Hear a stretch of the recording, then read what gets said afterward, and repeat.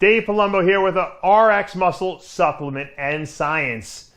Today we're going to talk about injections. And a lot of people have been asking me about this, and it's something I wanted to do and talk about for quite a while, and I just kept putting it off, and finally I guess it came back to me because one of my clients asked me a question. And they said, look, Dave, I took a shot in my glute muscle, and when I pulled the needle out, blood shot out halfway across the room. Another guy sent me an email saying, Dave, when I stuck a needle into my tricep, the muscle was twitching like crazy, and I didn't know if I injured a nerve or something like that. Another person said I took a shot in my lat, and when I put the fluid in, I got like a shocking, burning feeling down my hand, and I was whacking it on the table, and I'm all nervous. I think I did some damage. These are very common occurrences that don't happen every single time, but they do happen when you inject anything into your body, especially when you don't know the anatomy of what you're doing. Even if you know the anatomy, sometimes you can do things that just you had bad luck on. Number one thing, when you inject into a muscle, okay, there are vessels that run through these muscles that number one, provide the muscle with blood, arteries and veins. There's nerves that run through these things that innervate the muscles that enable them to contract, okay, according to what your brain tells them to do. And these are just constantly running. Now, if you know the anatomy of what's going on, you can usually avoid the big vessels, but there's always little tiny vessels in there. And the big vessels terminate in tiny little, what we call capillary beds, which are the microscopic, blood vessels. But when you go through them with a needle, okay, they bleed.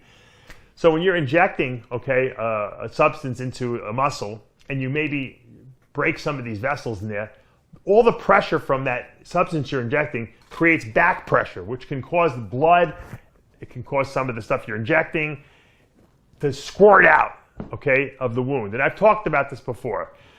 I've said there's ways that you can avoid that back pressure by kind of moving the skin, okay? If here's your muscle, you can kind of just move the skin a little bit to the side, and then you inject, and then the skin will go back and it will kind of seal off the injection site. Okay, that's one thing that happens. But I think more so, what people are really afraid about is hitting vessels. The question I always get is, oh, what if I get the needle inside the blood vessel? What if I hit a nerve and I damage the nerve?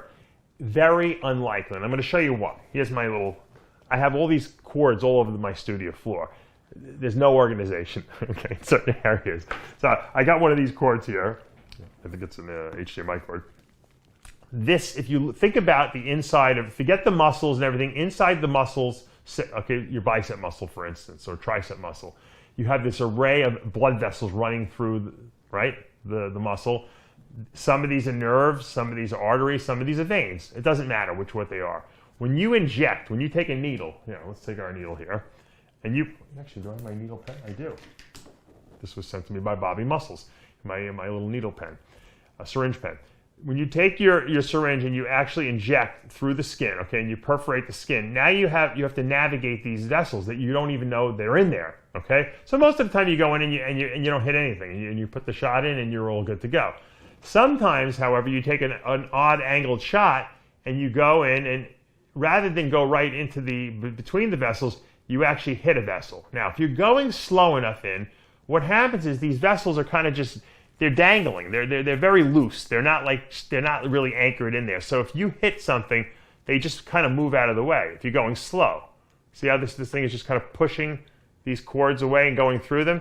So you might feel a little twitch or something, or a little something you're hitting, but eventually it doesn't bother you because the syringe is going through and pushing these things out of the way. Now, if you inject too hard, very rapidly, sometimes you can spear a vessel. So instead of it getting moved out of the way because it's rubbery, you actually can pierce it. But you're not going to get inside it, okay? And if you pierce something, that can cause bleeding, okay, that pops out.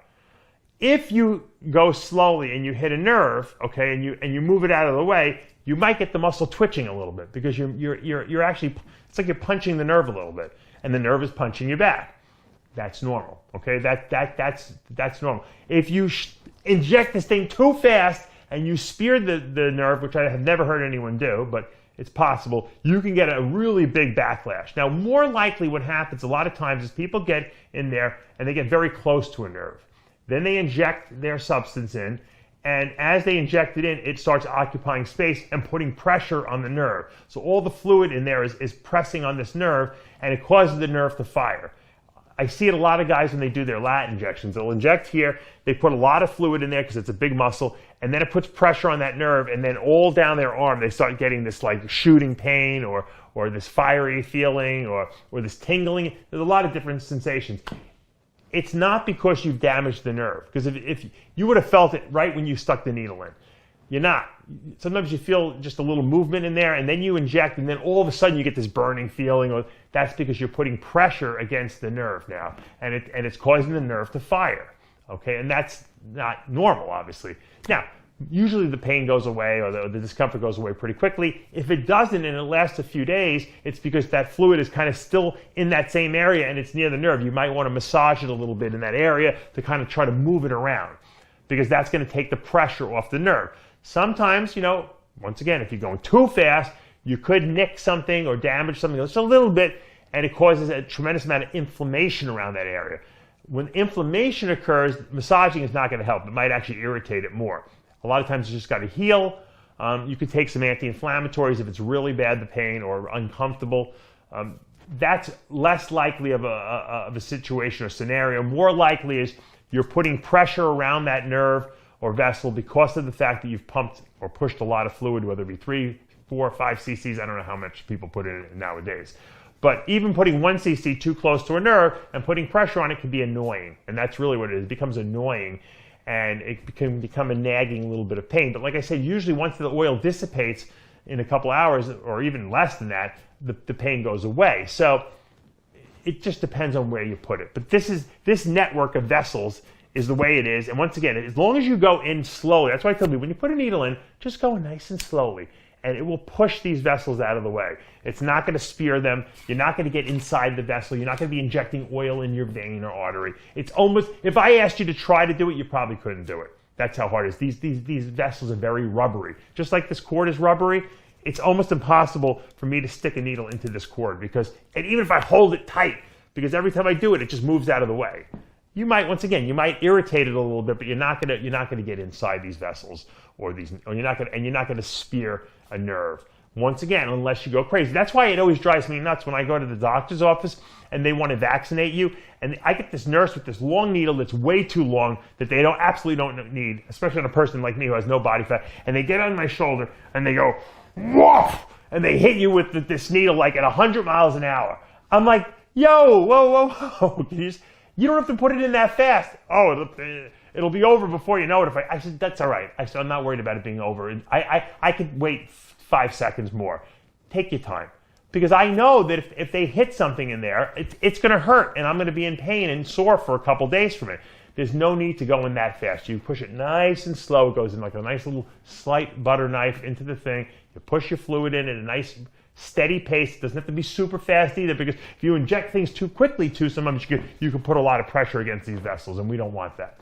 So don't think you damage yourself permanently. This is a common occurrence, okay, in people who do take shots. And if you do shots on a regular basis every other day, you're going to take a couple bad shots here and there. Take your time. Go in nice and slowly. Push your fluid in nice and steady. Don't use pins that are too small that you have to put tons and tons of pressure to try to push it in. And don't use pins that are too big either, that are going to damage the tissue when you put it in there. And you shouldn't have any problems. It's always when we're rushing or we're trying to do something too quickly, or we don't have the right instruments or the right syringe size around, that's when we have problems. So try to eliminate problems by being prepared. That's my best advice to you. I'm Dave Palumbo with an RX Muscle Supplement and Science Review.